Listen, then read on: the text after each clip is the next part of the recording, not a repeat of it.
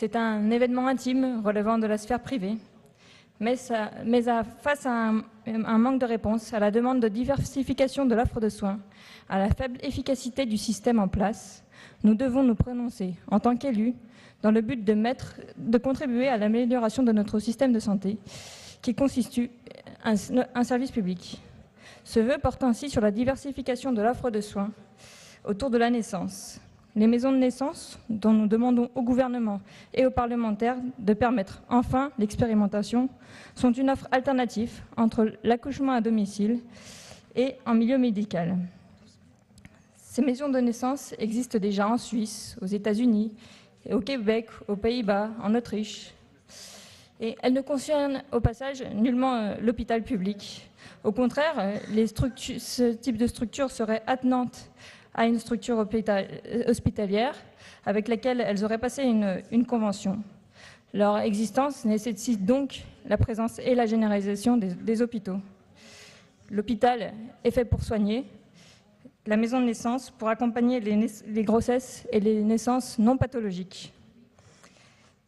À quand une première maison de naissance en Rhône-Alpes, à Annecy par exemple, où un projet ne demande plus qu'à se concrétiser? La médicalisation de la naissance, la prise en charge de l'hospitalisation par la société, puis l'accès à l'analgésie péridurale pour toutes, ont été des révolutions importantes pour notre société. Pourtant, aujourd'hui, l'offre de soins autour de la naissance est obsolète sur de nombreux aspects. La médicalisation de la naissance s'est emballée.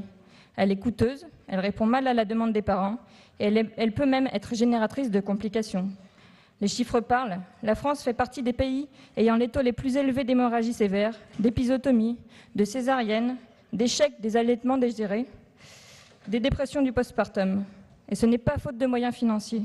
C'est en France que la naissance est la plus onéreuse. Qu'en est-il des femmes, des couples qui, malgré le manque d'informations, préféreraient éviter la péridurale, rester dans l'intimité, se mouvoir librement? Les parents se posent des questions sur les alternatives à la péridurale pour gérer la douleur, sur l'optimisation du postpartum et de l'allaitement, au point que certains parents vont à l'étranger pour bénéficier d'une autre offre. Nombre de professionnels de la naissance, notamment les sages-femmes, prônent des pratiques alternatives, la liberté de position lors du travail et de la naissance, la nécessité de calme, de pénombre, d'isolement pour permettre le déroulement du processus physiologique et hormonal, élément clé du bon déroulement d'un accouchement.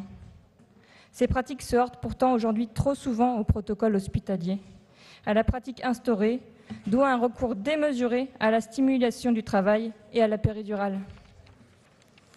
Les maisons de naissance répondent à tous ces enjeux. Pour les précisions, je vous renvoie à l'exposé des motifs du présent vœu. La valorisation du métier de sage-femme, qui sont en France parmi les mieux formés au monde, permettrait à celles qui le veulent de se structurer pour exercer pleinement et sereinement leur métier en accompagnant la grossesse, la naissance et le postpartum hors milieu hospitalier.